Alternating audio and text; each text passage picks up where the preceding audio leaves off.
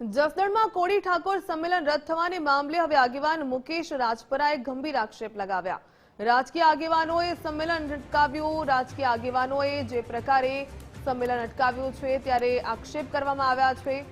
જસદણમાં કોળી ઠાકોર સમાજને લઈને જે પ્રકારે મુકેશ રાજપરાએ ગંભીર આક્ષેપ લગાવ્યા છે। કહ્યું કે રાજકીય આગેવાનોએ આ સંમેલન અટકાવ્યું। આ સંમેલન કોઈ રાજકીય નહોતું, પરંતુ રાજકીય આગેવાનોએ હવનમાં હાડકાં હોમવાનું કામ કર્યું। સંમેલન રોકવા રાજકીય આગેવાનોએ પૂરી તાકાત લગાવી। તેમના પર દબાણ હોવાનો ગંભીર આક્ષેપ। સંમેલનની મંજૂરી ન મળે તેવા પ્રયાસો કરવામાં આવ્યા। ત્યારે ખાસ કરીને સંમેલન બાબતે આ સમગ્ર મામલો સામે આવ્યો। રાજકીય ખેંચતાણમાં સમાજનું સંમેલન રદ થતા રોષ જોવા મળ્યો।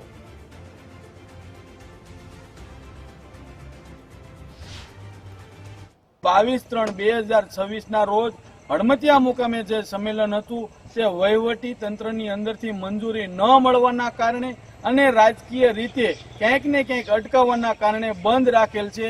જે સમાજના તમામ સંગઠનો આગેવાનો એ નોંધ લેવા વિનંતી।